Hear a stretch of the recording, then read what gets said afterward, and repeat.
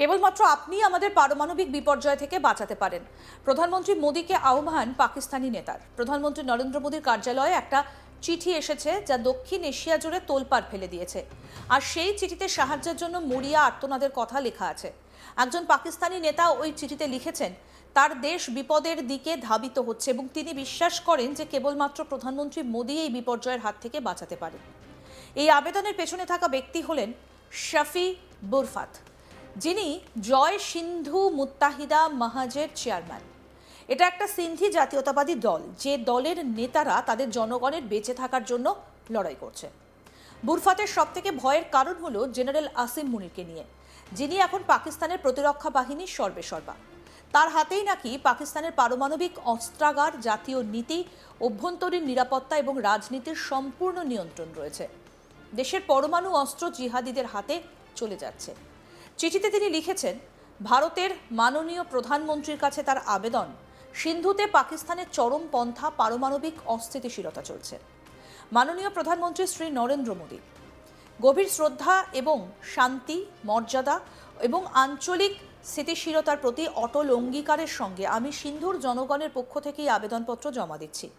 আমাদের এই প্রাচীন সভ্যতা আজ পাকিস্তানের চরমপন্থী কৃত্রিম রাষ্ট্র ব্যবস্থার অধীনে দুর্ভোগের সম্মুখে দাঁড়িয়ে আছে। পাকিস্তান একটি চরমপন্থা চালিত রাষ্ট্র। পাকিস্তান কোনো প্রাকৃতিক ফেডারেশন নয়। 7 দশকেরও বেশি সময় ধরে পাকিস্তান গণতান্ত্রিক রাষ্ট্র হিসেবে ব্যর্থ হয়েছে। এটি একটি সন্ত্রাস রপ্তানি কেন্দ্র হয়ে উঠেছে। আমাদের এর হাত থেকে রক্ষা করুন। কেবলমাত্র আপনি আমাদের পারমাণবিক বিপর্যয় থেকে বাঁচাতে পারেন।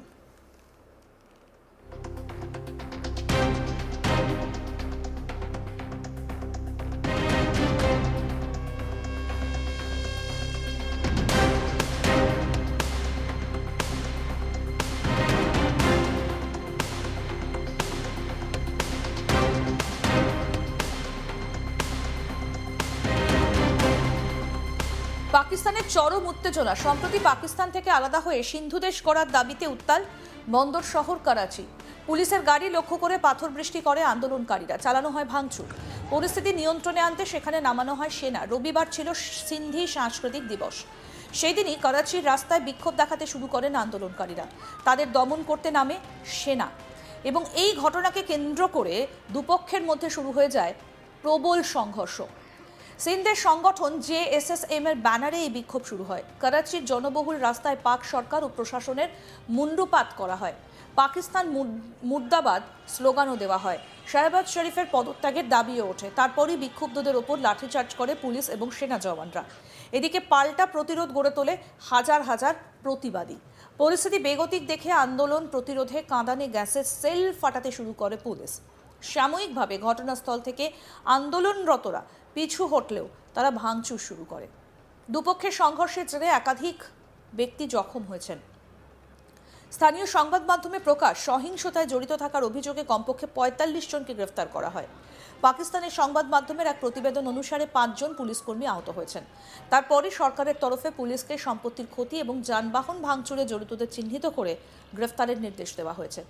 পাকিস্তানের খাইবার পাখতুনখোয়া এবং বালুচিস্তান প্রদেশ এমনিতেই বিদ্রোহের আগুনে জ্বলছে। পাকিস্তান থেকে আলাদা হয়ে পৃথক দেশ গড়ার পক্ষে আন্দোলন করছেন সেখানকার আম আদমিও। তার মধ্যে সিন্ধ নিয়েও অস্থিরতা বাড়ছে। চাপে শাহবাজ শরীফের সরকার।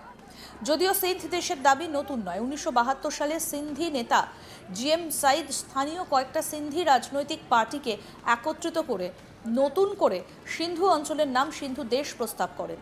সেই দাবি সিন্ধু ভাষাভাষী মানুষের মধ্যে আলোড়ন তোলে। সে সময় পাকিস্তানের সেনাবাহিনীর ক্রমাগত নির্যাতন ঠেকাতে সিন্ধু দেশ লিবারেশন আর্মি গঠন করা হয়। বর্তমানে ওই সংগঠনটিকে সন্ত্রাসী সংগঠন হিসেবে চিহ্নিত করা হয়েছে দেশটিতে। সিন্ধু প্রদেশ নিয়ে সম্প্রতি মন্তব্য করে শিরোনামে উঠে এসেছিলেন প্রতিরক্ষামন্ত্রী রাজনাথ সিং। তিনি দাবি করেছিলেন, আজ সিন্ধু ভারতের অংশ নাও হতে পারে, কিন্তু সভ্যতার দিক থেকে সিন্ধু সর্বদা ভারতের অংশ থাকবে। যতদূর ভূমির কথা সীমানা পরিবর্তন হতে পারে, কে জানে আগামীকাল সিন্ধু আবার ভারতে ফিরে আসতে পারে। রবিবার পাকিস্তানের যোগাযোগ মন্ত্রী আব্দুল হালিম খান জানান, পাকিস্তান আরও ছোট ছোট প্রদেশ করার পক্ষে। শাসন ব্যবস্থার উন্নতির জন্য এই পদক্ষেপ প্রয়োজন। যদিও বিশেষজ্ঞদের দাবি, আরও বেশি প্রদেশে বিভক্ত হলে পাকিস্তানের ক্ষতির সম্ভাবনা বেশি। এর কারণ কি, সেই আলোচনায় যাবার আগে আসুন আপনাদের দেখাই যে পাকিস্তান এখনই দুটো প্রদেশ নিয়ে কোন আশঙ্কায় ভুগছে? পাকিস্তানের 4 প্রদেশের মধ্যে অন্যতম হচ্ছে বালুচিস্তান এবং খাইবার পাখতুনখোয়া। এর মধ্যে বালুচিস্তান বরাবরই পাকিস্তান থেকে আলাদা হতে চায়, সেই 1947 সাল থেকে। তা নিয়ে দশকের পর দশক ধরে পাকিস্তান সরকার ও সেনার বিরুদ্ধে লড়াই করছে বালুচ আর্মি। আসলে 1947 সালে কালাত রাজ্যকে জোর করে পাকিস্তানে অন্তর্ভুক্ত করা হয়েছিল, যা বালুচরা মেনে নিতে পারেননি। মূল সমস্যার সূত্রপাত সেখানেই। বালুচরা নিজেদের একটা স্বতন্ত্র জাতিগোষ্ঠী বলে মনে করে, ফলে তাদের সংস্কৃতি এবং পরিচয়ের ওপর নিয়ন্ত্রণ চায় পাকিস্তান, যা তাদের পছন্দ নয়। বালুচের বাসিন্দাদের একটা বড় অংশ স্বাধীনতা চায় পাকিস্তান থেকে। আন্তর্জাতিক বিশেষজ্ঞদের মতে ক্রমাগত শক্তিশালী হচ্ছে বালুচিস্তান, যা বিপদের কারণ হতে পারে শাহবাজ শরীফের সরকারের। একই আশঙ্কা করা হচ্ছে খাইবার পাখতুনখোয়া প্রদেশের ক্ষেত্রেও। সেখানকার ক্ষমতায় রয়েছেন প্রাক্তন প্রধানমন্ত্রী ইমরান খানের দল। তবে ইমরানের কারাবাস হবার পর থেকেই সেই প্রদেশে কার্যত নিয়ন্ত্রণ হারাচ্ছে পাকিস্তান সরকার। সেই প্রদেশের থেকে বহু মানুষও পাকিস্তান থেকে আলাদা হতে চান। এই দুই প্রদেশ নিয়ে এমন গভীর সংকটের মধ্যেই পাকিস্তান সরকার দেশকে আরও প্রদেশে বিভক্ত করতে চাইছে। আন্তর্জাতিক বিশেষজ্ঞদের মতে এমন পরিকল্পনার নেপথ্যে রয়েছে নিয়ন্ত্রণ বা কবজার স্বার্থ। যেহেতু বালুচিস্তান বা খাইবার পাখতুনখোয়ার মতো প্রদেশে সরকার নিজের মর্জি মতো ক্ষমতা প্রদর্শন করতে পারছে না, তাই আরও বিভক্ত করে রাজত্ব কায়েম করতে চায়। আন্তর্জাতিক বিশেষজ্ঞদের মতে শাহবাজ শরীফ বা আসিম মুনিররা বুঝতে পেরেছেন খাইবার পাখতুনখোয়া ও বালুচিস্তানে যে কোনো দিন বড়সড় বিদ্রোহ সংগঠিত হতে পারে, যা সামাল দেওয়া সরকারের পক্ষে কঠিন। তাই আগেভাগেই প্রদেশগুলোকে ছোট করার সিদ্ধান্ত নেওয়া হয়েছে। যদিও এমন পরিকল্পনা পাকিস্তান প্রথম করছে তা নয়, এর আগে হলেও তা কোনোদিন বাস্তবায়িত করতে পারেনি। যদিও এখন দাবি করা হচ্ছে 28তম সংশোধনীর মাধ্যমে নতুন প্রদেশ গঠনের জন্য সমস্ত আইনি এবং গণতান্ত্রিক উপায় বের করা হবে। যদিও প্রদেশ ভাগ করা নিয়ে পাকিস্তান সরকারের আমলারাও দ্বিধা বিভক্ত। এক শীর্ষস্থানীয় আধিকারিকের দাবি, যদি অন্তর্নিহিত সমস্যাগুলোর সমাধান না করা যায় তাহলে এই নয়া প্রদেশ আরও সমস্যা তৈরি করতে পারে। সেক্ষেত্রে অনেক বিচ্ছিন্নতাবাদী গোষ্ঠী তৈরি হবে। সরকারকে প্রতি মুহূর্তে বিপদে পড়তে হবে। তার কথায় পাকিস্তানের সামনে এখন সমস্যা প্রদেশের সংখ্যা নয়, বরং শাসন ব্যবস্থার ফাঁক। দুর্বল প্রতিষ্ঠান, অসম প্রয়োগ এবং জবাবদিহিতার অভাবে রাষ্ট্রের ক্ষমতা প্রদানের ক্ষমতাকে হ্রাস করেছে। কেবল প্রদেশ না বাড়িয়ে মৌলিক কাঠামোগুলোকে শক্তিশালী করতে হবে, তা না হলে সংকট আরও বাড়বে।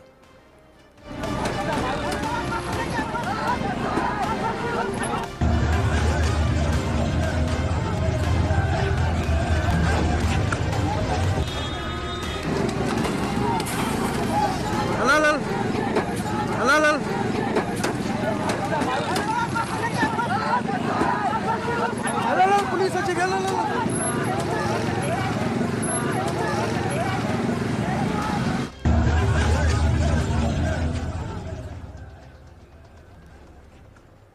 আরও আপডেট পেতে দেখতে থাকুন আজ তাক বাংলা। সাবস্ক্রাইব করুন, নোটিফিকেশন পেতে বেল বাটন অপশন প্রেস করুন।